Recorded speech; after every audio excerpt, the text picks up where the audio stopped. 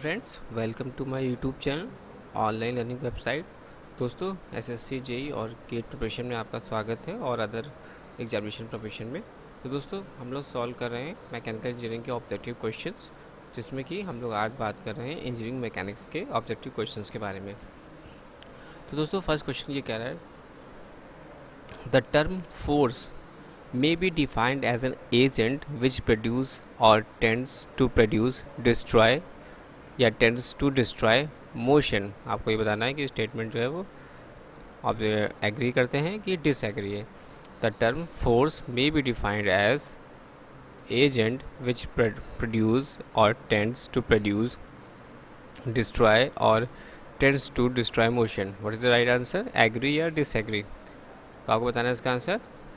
तो इसका आंसर हो जाएगा आपका that is your agree.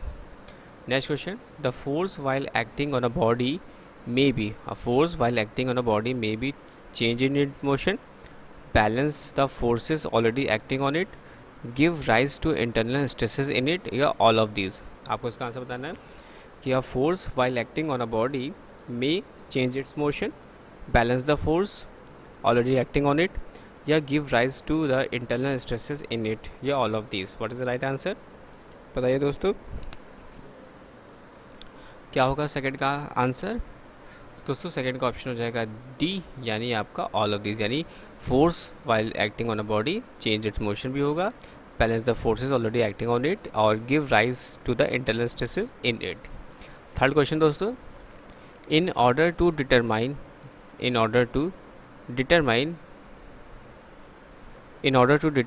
The effect of a force acting on a body we must no.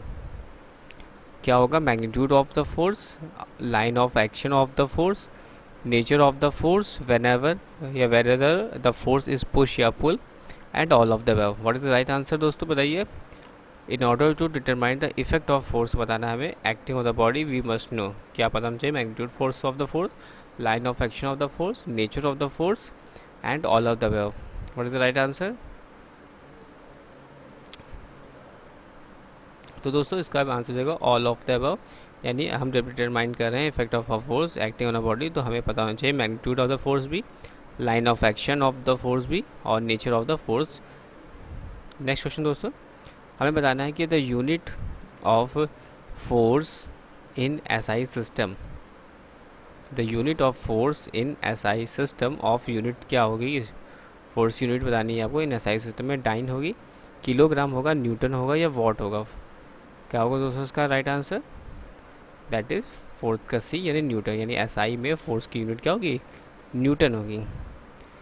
Next question दोस्तों, 1 kg force किसके इक्वल होता है? 7.8 न्यूटन के, 8.9 न्यूटन के, 9.8 न्यूटन के, एंड 12 न्यूटन के। What is the right answer दोस्तों? 1 kg force किसके इक्वल होगा? तो दोस्तों, इसका आंसर हो जाएगा आपका दैट इज़ सी, यानी 1 kg फोर्स जो होगा वो 9.8 न्यूटन के इक्वलेंट होगा। नेक्स्ट क्वेश्चन दोस्तों, a resultant force is a single force which produce the same effect as produced by all the given forces acting on a body. A resultant force is a single force which produce the same effect as produced by all the given force acting on a body. What is ये true है कि false होगा दोस्तों, बताइए आप लोग। क्या होगा इसका, ये ट्रू स्टेटमेंट है कि फॉल्स स्टेटमेंट है? तो दोस्तों, इसका आंसर हो जाएगा आपका सिक्स का, that is true, this statement is true. यानी जो रिजल्टेंट फोर्स होता है इज़ अ सिंगल फोर्स जो कि प्रोड्यूस करता है same effect as produce by all the given force acting on a body.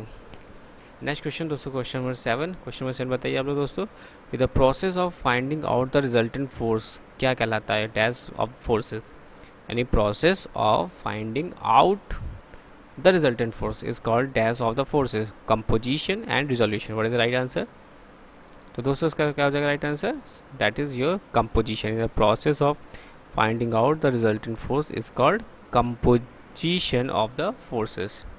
Next दोस्तों, क्वेश्चन नंबर 8 पे हम लोग बढ़ गए हैं। तो क्वेश्चन नंबर 8 का आंसर बताना है कि जो एल्जेब्रिक सम है of the resolve parts of a number of force का in a given direction is equal to the resolve part of their resultant in the same direction, this is known as. क्या होगा इसका answer बताइए दोस्तों। जो algebraic sum है of the resolved parts of a number of force in a given direction is equal to the resolved parts of the resultant in the same direction, यहाँ देख सकते हैं सेम डायरेक्शन, तो this is known as क्या कहलाता है, principle of independence of force, principle of resolution of force, principle of transmissibility of force and none of these. What is the right answer? तो दोस्तों इसका आंसर हो जाएगा 8 का बी, यानी that is principal of resolution of forces, यानी जो algebraic sum है of resolve parts of a number of forces का इन अ गिवन डायरेक्शन में वो इक्वल होता है resolve parts of their resultant in the same direction में। ये हमारा कहलाता है principle of resolution of forces.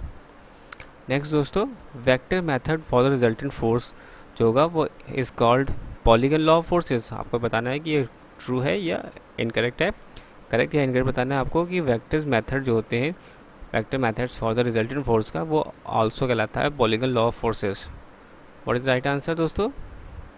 That is correct, यानी वेक्टर मेथड जो होता है रिजल्टेंट फोर्स का वो हमारा कहलाता है polygon law of forces. That is true statement. Next question दोस्तों, क्वेश्चन नंबर 10, जिसमें की बात कर रहा है कि जो resultant of the two forces P और Q का वो acting at an angle theta is क्या होगा? Square root of P square plus Q square plus 2pq sine theta, square root of P square plus Q square plus 2pq cos theta, P square plus Q square minus 2pq cos theta, या P square plus Q square minus 2pq tan theta. What is the right answer? The resultant of the two forces P and Q acting at an angle theta. What is the right answer? तो दोस्तों इसका right answer हो जाएगा आपका 10th का B, that is your P square plus Q square plus 2pq cos theta is the right answer. P square plus Q square plus 2pq cos theta is the right answer, square root.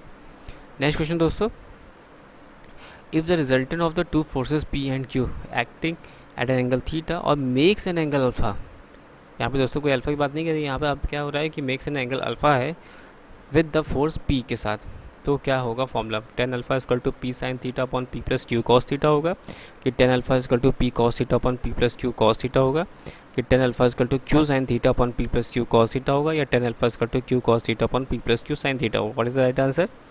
जब resultant force जो है वो P और Q हैं वो acting कर रहे हैं एट एंगल थीटा पर, लेकिन makes an angle alpha with the force P, तो क्या होगा उसका राइट आंसर दोस्तों? 11 का C, that is your.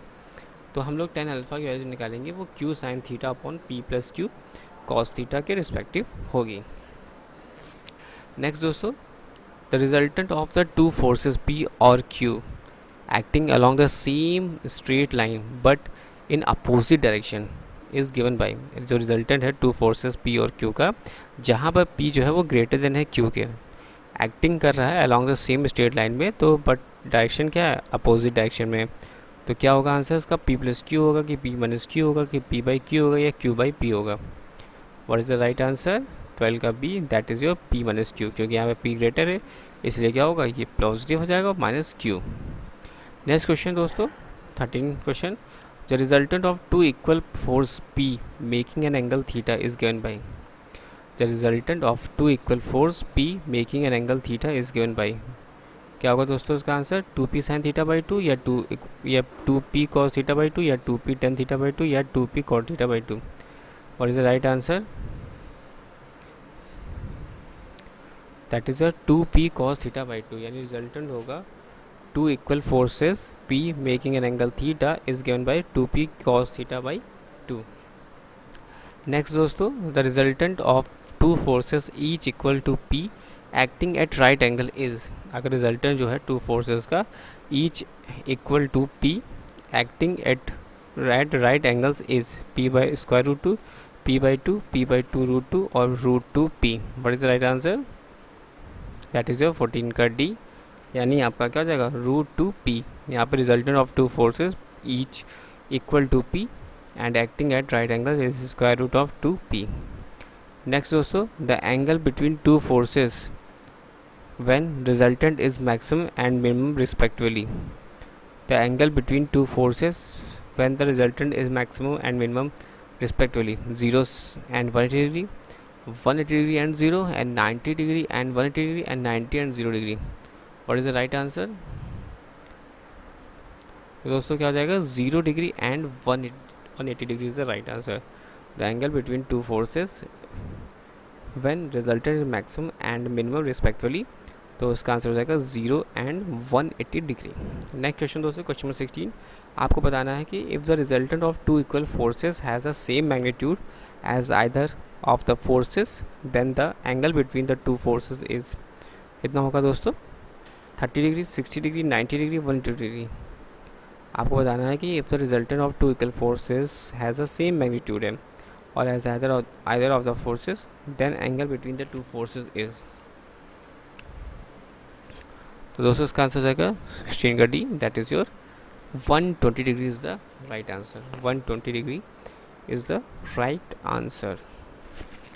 Next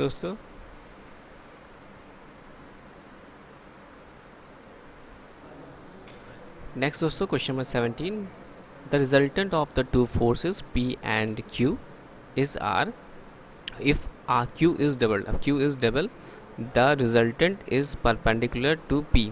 तो देन क्या होगा दोस्तों उसका answer, P equal to Q होगा, क्या Q इक्वल टू R होगा, या Q इक्वल टू 2R होगा, या नन ऑफ द दीज। आपको आंसर बताना है दोस्तों। तो दोस्तों इसका आंसर हो जाएगा 17 का B, यानी Q इक्वल टू R। तो अगर रिजल्टेंट है आपका ऑफ द टू फोर्सेस का P और Q का इज R है, तो Q को अगर हम डबल कर देते हैं तो न्यू रिजल्टेंट जो होगा वो Q इक्वल टू R होगा। नेक्स्ट क्वेश्चन दोस्तों, क्वेश्चन नंबर 18, बात कर रहे हैं यहाँ पर कि टू फोर्सेस हैं जो कि are acting at an angle 120 degree. यहाँ पर एंगल कितना है, 120 डिग्री है, और बिगर फोर्स की वैल्यू जो है 40 न्यूटन है, और resultant is perpendicular to the smaller one. The smaller force is कितना होगा, तो आपको निकालना है। यहाँ पे एंगल दिया है, बिगर फोर्स की वैल्यू दी हुई है 20 newton, 40 newton, 80 newton, and none of these. What is the right answer, that is your 18 का ए, यानी आपका 20 न्यूटन आएगा। अगर आप फॉर्मूले में वैल्यू पुट करेंगे तो आपको यहाँ पर 20 newton is the right answer. Next दोस्तों, question number 19, the term leverage and mechanical advantage of a compound lever have got the same meaning. आपको बताना है कि राइट है या रॉन्ग है। Leverage and mechanical advantage of a compound lever have got the same meaning. क्या होगा इसका आंसर दोस्तों, दैट इज़ योर 19 का A, that is your right, this one is the right, यानी द टर्म लीवरेज और mechanical advantage जो होता है compound lever have got the same meaning.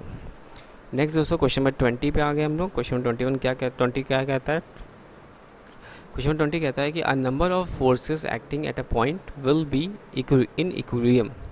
हमें ये बताना है कि a number of forces acting at a point will be in equilibrium. क्या होगा दोस्तों, उसका ऑप्शन नंबर ए है आपका, all of the forces are equally inclined, sum of all the forces is zero, C sum of the resolve parts in the vertical direction is zero, and some of the resolve parts in the horizontal direction is zero. What is the right answer, जब a number of forces acting at a point will be in equilibrium? What is the right answer? तो दोस्तों इसका answer होता है COD, यानी कहने का मतलब है आपका हो जाएगा, अगर हम resolve parts in vertical direction में हो तब भी कंसीडर होगा, और इधर पार्ट्स हॉरिजॉन्टल डायरेक्शन में होगा तब भी कंसीडर होगा, यानी सिग्मा V बराबर 0 भी सही है एंड सिग्मा H बराबर 0 है भी सही है, क्योंकि यहाँ पर इक्विलिब्रियम कंडीशन बताई गई है। नेक्स्ट क्वेश्चन दोस्तों, a number of forces are acting at a point, their resultant is given by। a number of forces are acting at a point, their resultant is given by। what is the right answer, 21।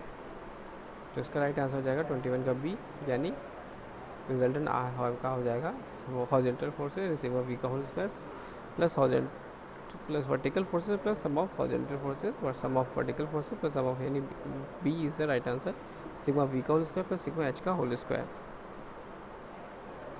Next दोस्तों, in this figure 1.38 आप यहाँ देख सकते हैं P Q and R, P and R and there are two resultant forces are the same P and P. Figure this shows the two equal forces, आप देख सकते हैं P and P are the same at right angles पे 90 degree पर है, and the value of R की जो value है वो अलॉन्ग द बाइसेक्टर है एंड इज अपोजिट डायरेक्शन में। तो क्या होगा, p/2 होगा या 2p होगा या √2p होगा या p/√2 होगा। What is the right answer? The value of force are acting along their bisector and in opposite direction। तो क्या होगा इसका राइट आंसर दोस्तों, 22 का, दैट इज सी, यानी आपका हो जाएगा 22 का सी, यानी हो जाएगा √2p। √2p is the right answer.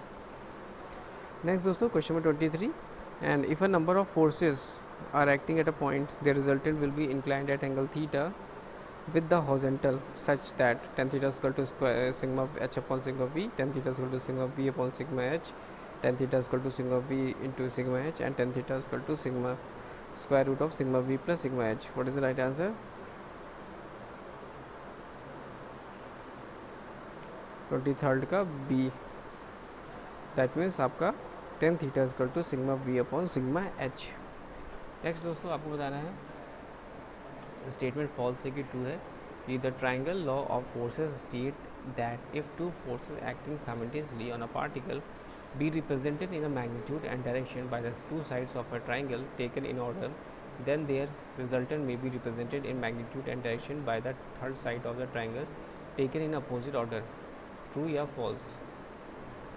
तो दोस्तों हमें इसका आंसर हो जाएगा 24 का ए, यानी ट्रू. यानी ये स्टेटमेंट ट्रू है क्योंकि जो ट्राइंगल लॉ ऑफ फोर्सेज है वो कहता है कि यदि दो फोर्सेज जो कि एक्ट कर रहे हैं एक दूसरे से साइमल्टेनियसली ऑन अ पार्टिकल तो बी रिप्रेजेंट होगा इन मैग्नीट्यूड और direction by the two sides of triangle taken in order, and then their resultant may be represented in magnitude and direction by the third side of the triangle taken in opposite order.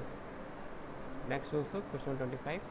आपको ये बताना है कि ये correct है या incorrect है कि जो पॉलीगन लॉ ऑफ फोर्सेज होते हैं वो कहते हैं state that if the number of forces acting simultaneously on a particle B represented in magnitude and direction by the sides of the polygon taken in order, then their resultant is represented in magnitude and direction by the closing sides of the polygon taken in opposite direction. Correct या incorrect? That is 25 का एक. That is also correct. The polygon law of forces state that if number of forces acting simultaneously on a particle be represented in magnitude and direction by the sides of polygon taken in order, then their resultant is represented in magnitude and direction by the closing sides of the polygon taken in opposite direction. तो दोस्तों ऐसे ही useful information के लिए आप मेरे channel को like और subscribe करिए. साथ ही साथ डिस्क्रिप्शन बॉक्स में लिंक दिया हुआ है जिसके थ्रू आप टेलीग्राम पर भी जोड़ सकते हैं. Thanks for watching and sharing.